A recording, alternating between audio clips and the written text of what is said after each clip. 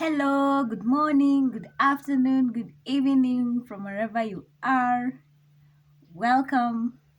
Welcome to this channel. My name is Stephanie, and let me just warm up first. It's so cold. It's so cold in Kenya.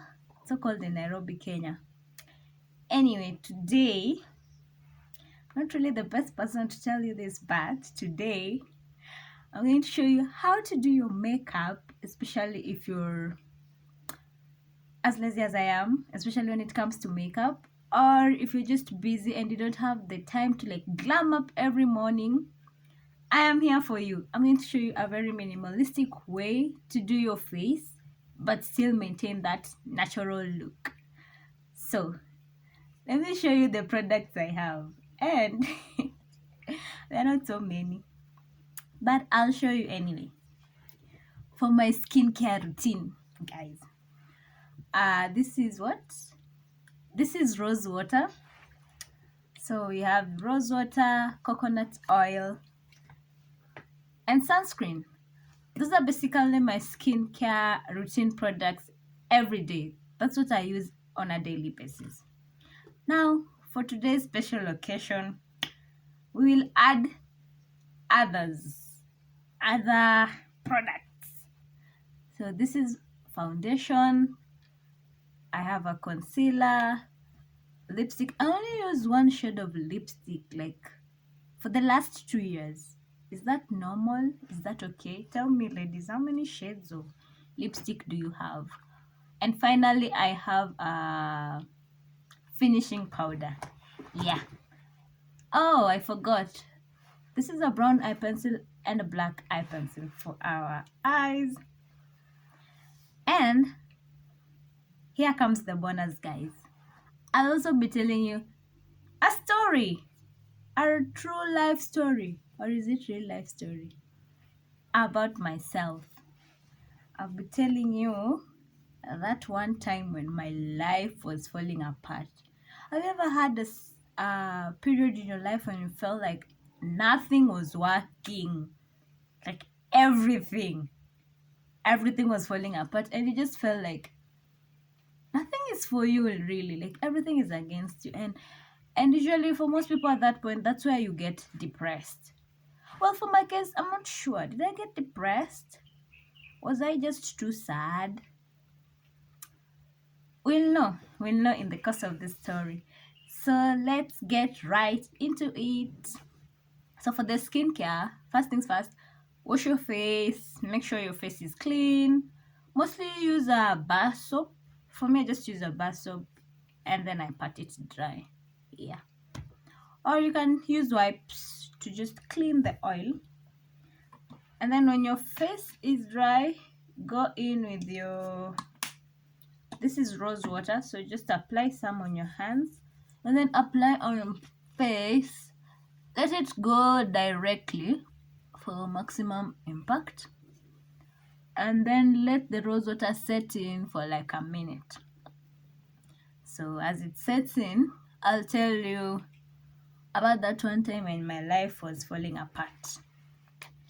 So I've always been the bright student, right from nursery, primary, high school. I've always excelled academically. So right from nursery to primary and high school, I never had to like repeat a class. I was always top 3, top 5. If I don't perform so well, top 10. So for me, proceeding to the next class, it was a guarantee. Like I never had any problem or any second thoughts about me not proceeding to the next level, you get. So that is what I was used to. And I never knew the struggles of like, not performing well, not being able to proceed to the next class. Even in high school, there are times I would not even be in top 10. I would really, really, really be somewhere with a big number, a 2-digit number, or even a 3-digit number. And I was like, whoa. But still I would proceed, yeah. So for me, proceeding wasn't a big deal.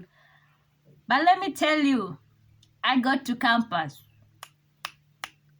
Real character development. Oh my goodness. So, like I told you, I was a bright student. Allow me to pause. So now that the rose water has settled, we go in with the coconut oil. So this coconut oil actually acts as a moisturizer, but if you have a moisturizer, then I think you can skip this process of coconut oil. Also apply some in your hands and then go directly into your face for maximum results. What you do to your face, do to your neck. Sorry, I forgot to mention that. And then let it, let it settle for a while. I'm shining. I'm really shining. I've put in a lot. Also, I was telling about where I was there about my story. So I got to campus and I enrolled in med school. Now in med school, you know, there you meet the best of the best, like the best from Kenya, the brightest of the brightest. Eh, I'm telling you, I struggled in med school. We would study up to midnight, go to the library. Daytime, you're chasing classes, you're in wards, you're doing sessions, rotations. At night, you're studying. You have no social life. And I would really study hard. I would study hard. I had no social life. I think I even deleted my WhatsApp because I didn't want to chat. You know, people don't understand, like, why are you not chatting? Why are you not replying to messages? And they're like, ah, ever since you got to campus, you're this and this way, you don't talk to people. So I wanted to avoid all that. I didn't want to explain to them, like, our life is so busy with books and all. So to avoid all that, I deleted my WhatsApp. So I didn't have a social life. I'm studying a lot, like a lot. And guess what? I failed terribly. I have never admitted this so loud, but I had a retake. So now you see for med school, there are units, if you fail, you retake automatically. And for me, the units were biochemistry. Oh my goodness, biochemistry. So I really love chemistry, but now when it's combined with the biology, I really don't know what happens, but I flopped. So I had to retake. So how do you explain to a 19-year-old that you have never repeated, you have never failed, but now you have to retake a whole academic year? And I don't know if you know how expensive med school is, and you have to tell your parent that you're retaking a whole academic year. Oh my goodness. That was the toughest moment in my life. It was very tough because I didn't have anyone. I didn't have anyone going through what I was going through, or even if there was, I didn't have access to them. So I didn't have anyone to tell me it happens, or this is life, or you'll get through it, or this is what you do, you know, and stuff. So I was just battling all this all alone. And then I told my mom I flopped. Of course, she asked me for a transcript. I went for the transcript from the school, and she saw how I had really failed. And you know, an African mother who's never seen a child fail, she did take it the right way. And yeah, she was disappointed. And guess my punishment. I think that was a very harsh punishment. So my punishment, I stayed home for 1 year. So I became a school dropout. I went home. I packed all my things. I was so done. And you know the funny thing is, I was supposed to like feel bad.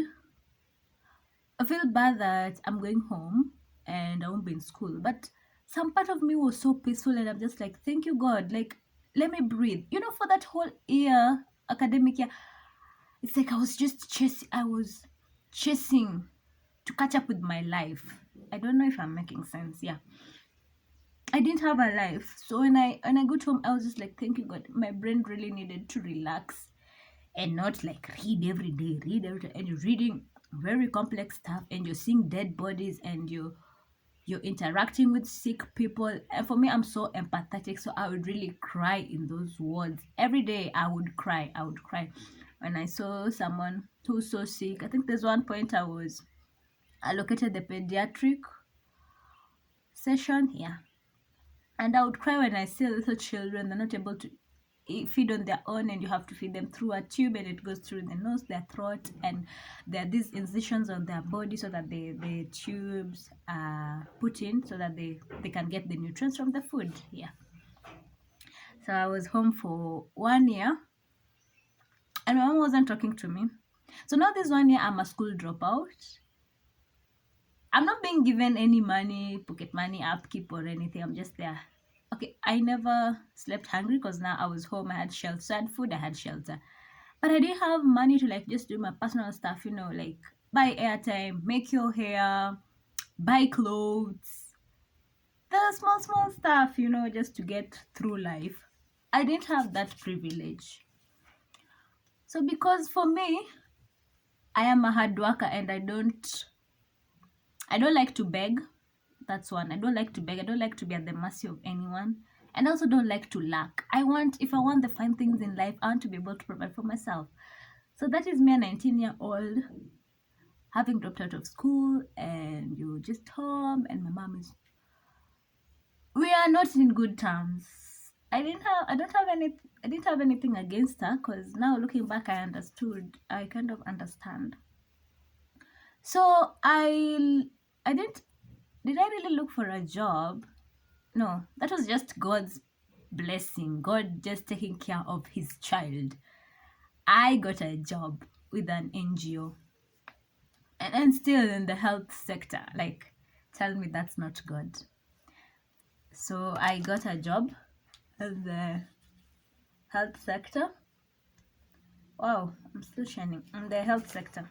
So basically, we would go to those disadvantaged schools in the western region of Kenya, kids who are infected with jiggers, and then we would treat them and give them sandals and shoes and tell them how to take care of themselves. I'm putting in my sunscreen. I got this sunscreen from SJ Beauty Parlor, and it's very effective. I had a very bad sunburn. I was there to Voi like a month ago, and the sun there does not play. It doesn't play. So if you're going to the coastal region, please get yourself a sunburn. So I was telling you, I got this job. So from there, I used to get money to make my hair, buy clothes, buy shoes, and stuff like that. So when I got that job, at least I had something going on. I had something to wake up to. So I would wake up, do house chores, report to work, go to work the whole day, come back home, again to more house chores. And that was just my life for that bit. I think the reason I didn't sink into depression at that time was the fact that I am a hockey player. So in the evening, I would go to the field. I would go to the field for training. So in that moment of training, you socialize, you scream, you hit the ball, you learn new stuff, interact with people. So my mind would be off a little bit. And then when I go home, then it's like I would pick my problems, because I have to face my mom. You're a school dropout and stuff and all. And it was a very hard, looking back, it was a very, very hard period, because how do you even explain to society that being the best, you've always been the best?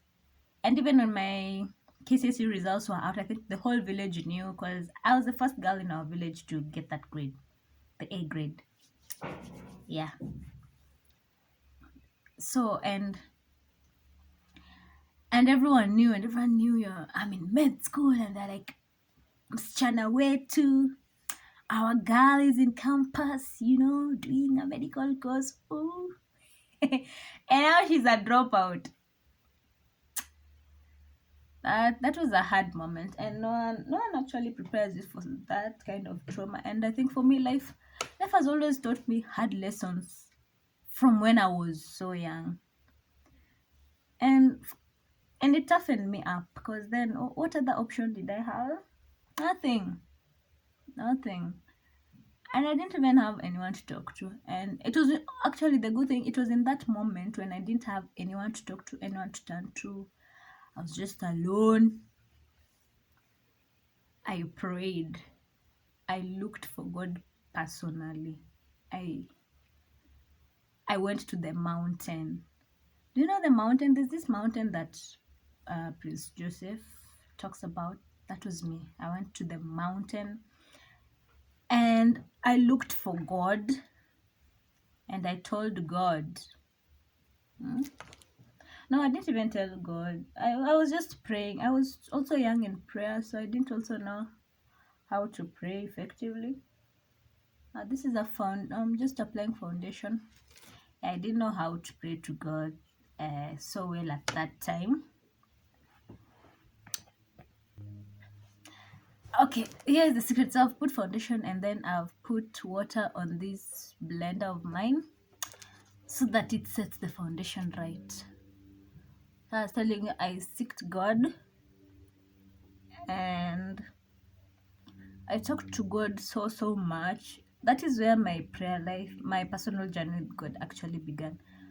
There's this place, it's called the Vincentian Prayer House. And I would go there. There are so many miracles that happen there, and those, I'm a Catholic, and those priests, as we call them fathers, they are, how do I put it?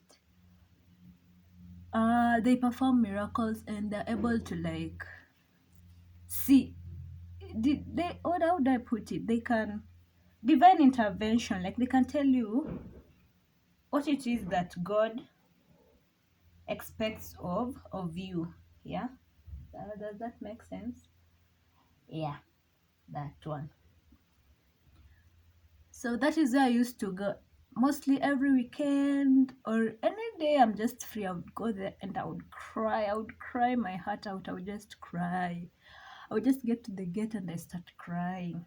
Cry to God like my life is really falling apart. Nothing seems to work. Nothing seems to work. God, please come through for me. And I continued with my job. Continued with playing hockey, continued being a dropout, and I would meet friends and they ask me.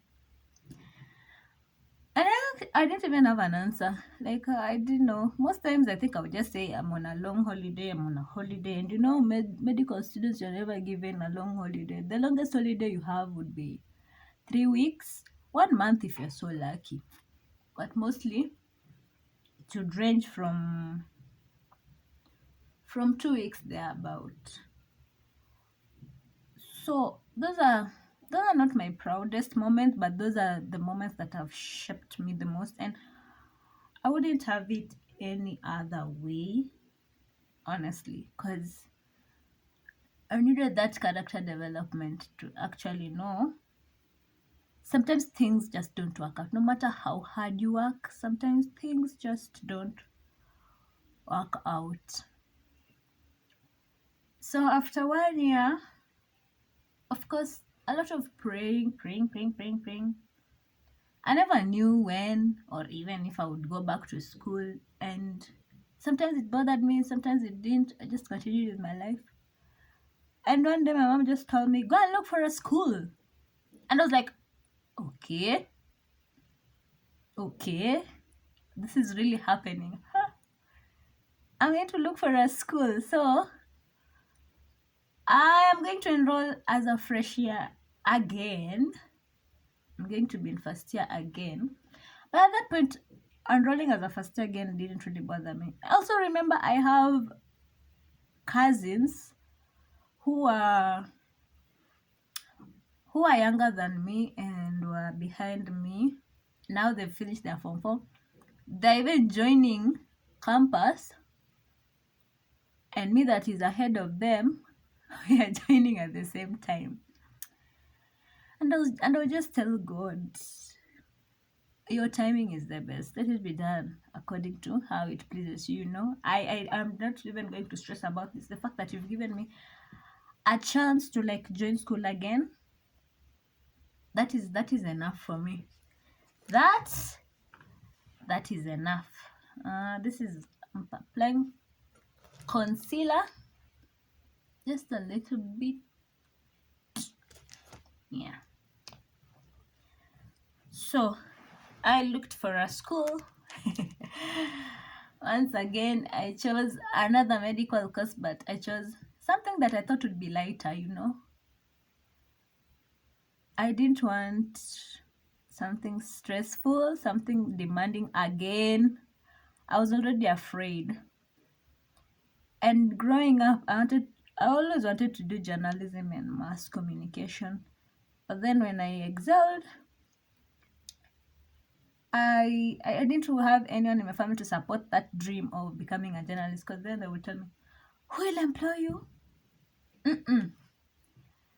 And I just want to say, if there's a dream in your heart, you better just pursue it. Because when people force you to go to that other direction and do their dreams, you're going to get stuck and you're going to drop it all. And even if you see it through and finish, you're going to be so frustrated, drained, and empty. You don't even have a reason to like wake up every morning and go and do that job, because you did it for someone, you did it for the society, you did it to please your people. So, if you feel like your dream is gearing towards something that people will disapprove, you better just do that. Imagine I'm giving you that advice for free. You better just do that which sets your heart on fire. So I went and chose another school. Here's the interesting bit. I went to those universities and institutions by myself to ask about the courses they have, took the brochures, read them through, the fee structure and everything, the duration of the courses alone. I don't remember when I was a kid, like when I've been treated like a kid. I've always been an adult. I've always had to stand up for myself, which is a good thing because it has taught me how to depend on myself. But at the same time, sometimes you just wish to be babied. You just wish to be babied. So I walked from institution to institution alone, looked for those schools. The only thing I would tell my mom was like, I found this school. This is the amount of the fee. This is the account balance, and my mom would pay. That's all. Every other thing I did for myself, even enrolling, I had to travel all the way to Nairobi alone, look for a place to stay, go and admit myself as a first year, and that's just life. And at this point, my mates, my former classmates are I think they're in third year, because that 1 year, yeah, my first year, then the 1 year that I was a dropout. Yeah, so I think they're in their third year. And you hear the experiences and you're just there fresh. And sometimes it would get to me. I think sometimes I would break down just thinking about it. Then I just decided I don't want to think so much about this. This is my life. This is my journey. If no one has gone through it, I'm glad, because it's a traumatizing experience. I really wouldn't want anyone to go through all this. And yeah, I enrolled myself and I started as a first year. And people would see you and they're like, you're in first year. It's tough, guys. When you see someone is going through this is an episode, someone has had a setback, don't just be asking them out loudly every time. It's not like they don't know they're behind. You make them so uncomfortable, you know? And then now knowing with my classmates I'm the oldest, but no one really knew I'm the oldest because I'm petite. So my body size really favors me. So now I had to know that bit. Yeah. No one had to know. And I survived. I joined and I worked really hard. I think this time I worked thrice as hard, because this was like my second chance, and I was just like, I really put a lot of pressure on myself, because I was telling God, if I fail this time, this would be the end. No one would ever pay for me fee. No one would ever do this. I would work so hard. I would wake up at 3 and study up to morning. Not going to clubs. I even stopped playing hockey because I needed this to work. And I really did well, especially for my clinicals. I really did well. I performed well. I used to top. Of course, there's still those good brains. There's just those people who will get 90s and 80s. But for me, my main aim was just to get a pass mark. And our pass mark is 50. Oh, med school. Med school is really tough. Even getting that 50% is a struggle. Yeah? Getting that 50% is a struggle. But I never gave up. I continued pushing and pushing. So I just pushed and did my best. Guys, this is the toughest part. I don't know how to draw my eyebrows. I won't draw. I'm just going to highlight what God already gave me, just to make them pop a little bit.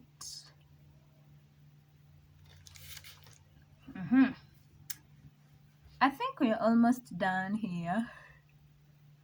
There's nothing really much to do. I'm just going to apply lipstick and finishing powder. So for lipstick, I'll first highlight my lips.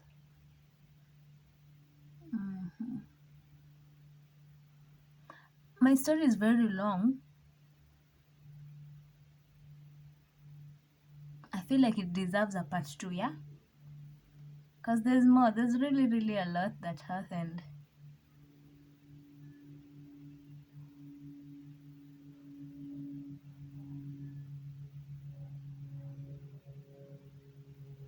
Do you guys also have such stories, or I'm just the only one who went through a lot at that young age?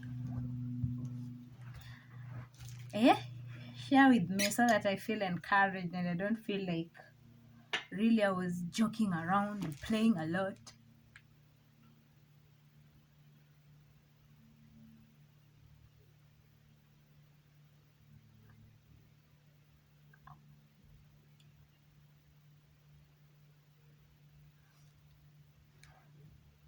I really love this shade of lipstick. It highlights my personality. Bold and apologetic. No! Bold and unapologetic. Yeah, that's the one. That's the one, guys. I even have a shirt printed that.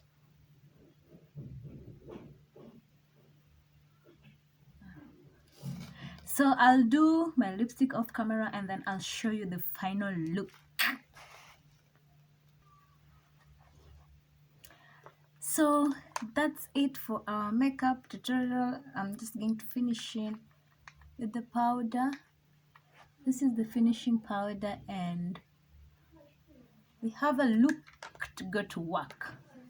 Do you see the transformation though? It's not too loud. But trust you me, if you walk in for a date or an interview, you'll definitely get that job. That slot. Or that guy. So, you can share with me your other tips while doing your makeup so I can learn. I'm always open to learning. Thank you so much for joining and thank you so much for tuning in. That's all I had time for today. For my story, do you think it needs a part 2? Or you've had enough? So that's it for our look.